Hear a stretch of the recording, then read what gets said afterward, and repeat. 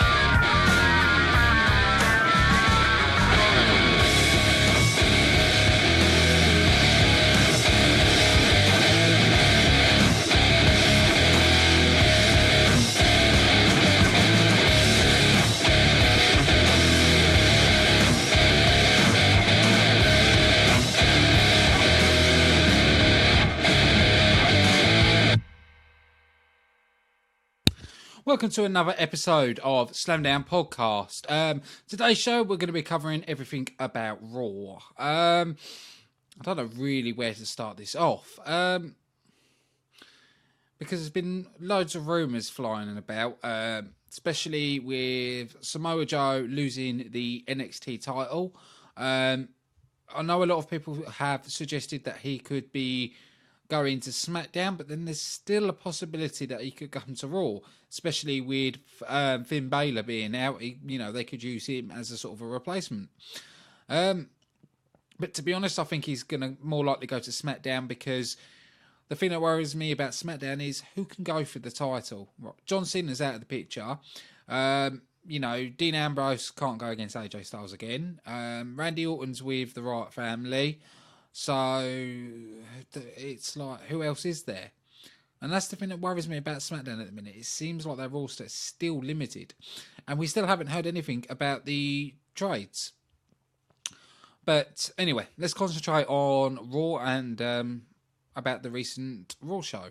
The thing that grabbed my attention, I've talked about this previously when I've said, we haven't seen anything for Triple H. And then we see Seth Rollins in the ring at the start of the show calling out Triple H.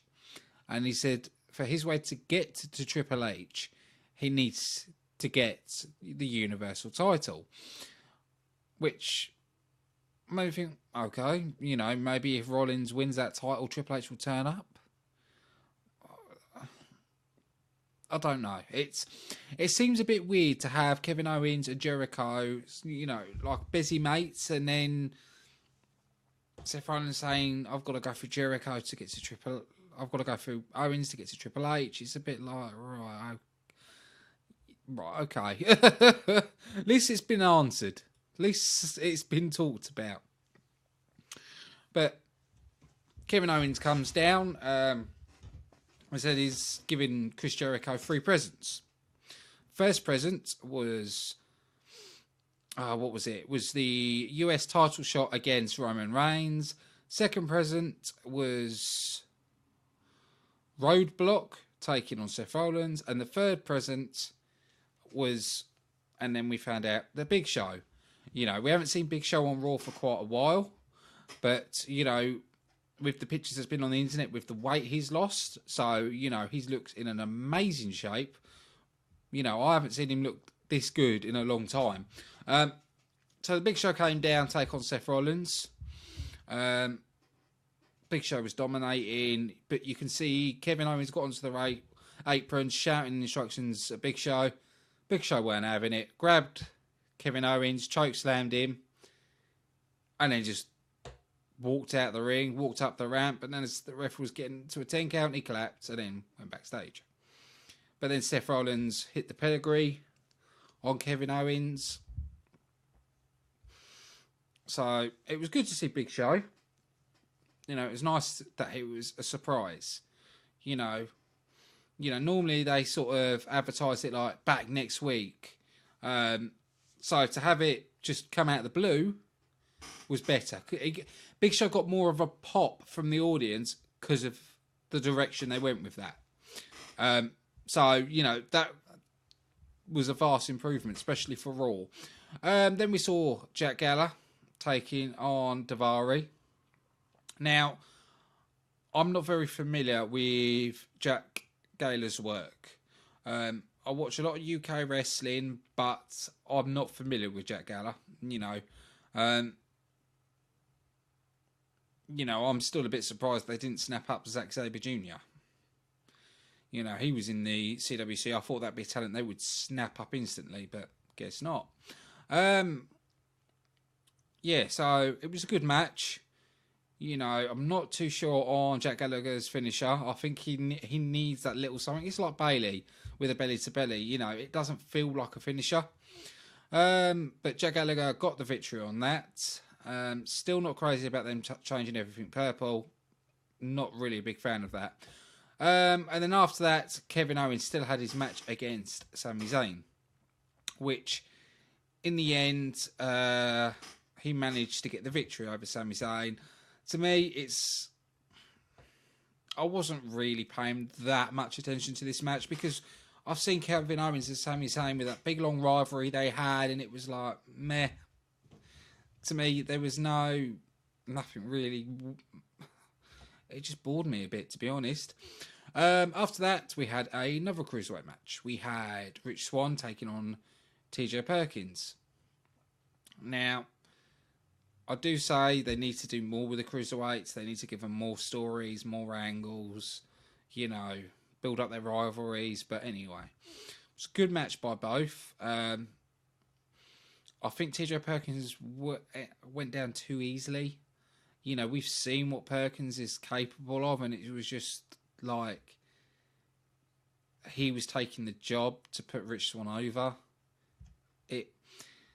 In parts, it was a brilliant match, but there was parts that could be a lot better. Then we had Bailey and Lisa Fox. Right. So they're having a match because Bailey gave a teddy bear to Celtic Alexander that Alicia Fox like. Oh, I don't. Do you know what I mean? It's just like them using old women old diva stuff. I know it's a women's division, but it feels like sometimes they're doing stupid crap, and it's like, what the hell are you doing? We knew Bailey was going to get the victory on this because we know Lisa Fox, to be honest with you, is not a great wrestler, you know. But Bailey got the win over that. Fans cheered. That's about it on that one. This match, I've got to admit, made me laugh. It was Mark Henry taking on the Titus O'Neil brand in the tussle in Texas.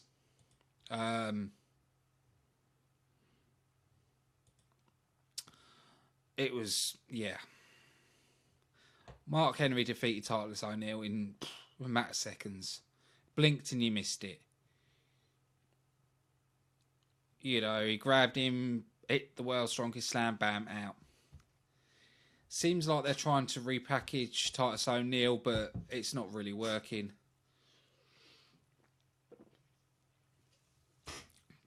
But then saying that, we haven't really seen... I can't remember his name now.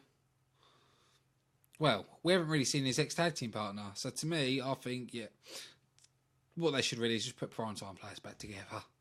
You know, they can't really do anything with separate, so just put them back together and put them in tag teams.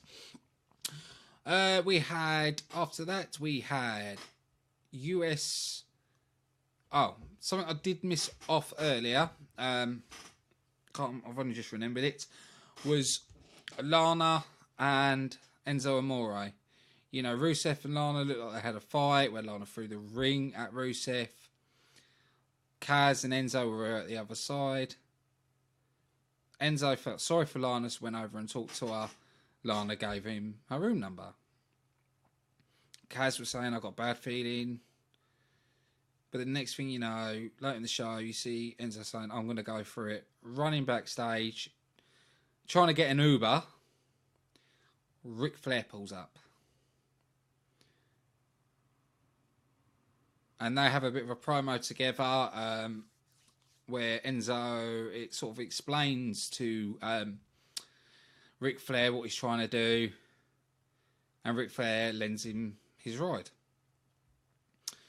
And that ends there. I can't remember what part where that was in, but that happened. US champion Roman Reigns took on Chris Jericho. But we did see backstage that Chris Jericho is not happy with Kevin Owens one bit. I didn't really want to have anything to do with Kevin Owens and told him not to come down to this match. So it was a good match. They made it look even, like it was going to go even way. Kevin Owens interfered by hitting a kick on Roman Reigns while the referee was distracted. Jericho notices Kevin Owens on the apron saying, finish it and get him. It ends up between an argument between them two. Chris Jericho turns around, gets attacked by Roman Reigns and loses. So I think they're trying to finish this friendship off between them. I don't really know what they're doing, but, we'll have to wait and see on that one. We had we had Lana in the hotel room with Enzo Amore. Ripped his shirt. He said, no, this is not a good idea. And then she says, take your pants off. Take your jacket off. So he's standing there in his boxers. And she said something in Russian. And he goes, what does that mean? She goes, you're a fool. And then shouts Rusev. Rusev comes in and throws Enzo Amore all the way in the hotel room, beating him up. And then puts him outside the hotel room, beaten up. And then you see Lana looking at him, looking at Enzo on the floor, smiling, puts the do not disturb sign and shuts the door. If they're doing another match with Rusev and Enzo Amore, I'm going to get bored of it quite quickly because, Enzo Amore is never going to get the victory over Rusev. I would have rather seen Rusev and Big Kaz go at it, to be honest. But anyway, we come up to the main event where it's Cesaro and Sheamus taking on Luke Gallows and Carl Anderson in a match for, the winners are going to take on New Day. Now, to me, I'm getting really fed up and frustrated with what they're doing with the New Day. It's Demolition are a brilliant team, so I can't understand why you'd want to put a team like New Day above them. I don't get it. It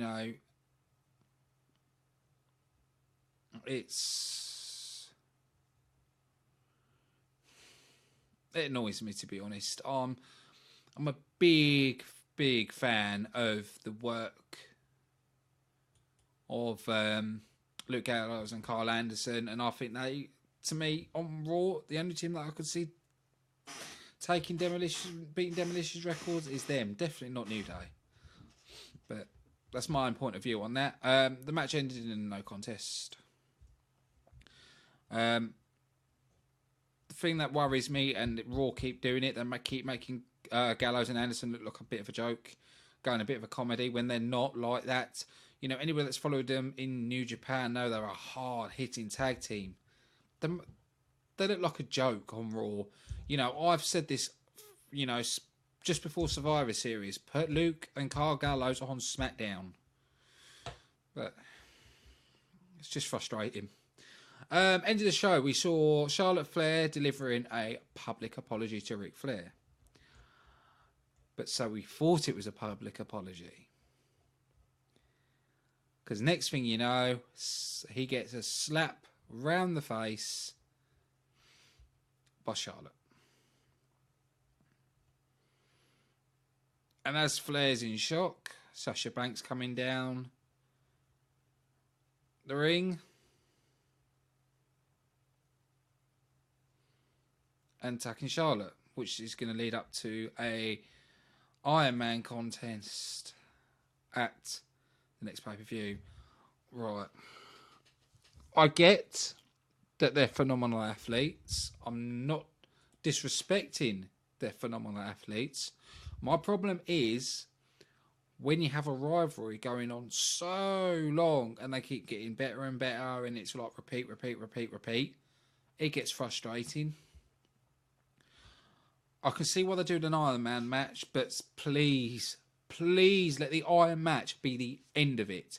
If Charlotte wins her belt back, fine. Sasha, no one gets a rematch. Please make sure no one gets a freaking rematch because I'm sick and tired of it.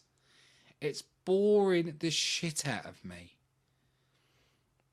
But also with Ric Flair turning up as well, it has been announced that he has got a full-term contract. So, you know, with Charlotte still being against her dad, will Ric Flair be joining Sasha Banks? You know, for him to sign a full-term contract, it's making me think, what are they going to do with him? How are they going to use him? What direction is he going to go in?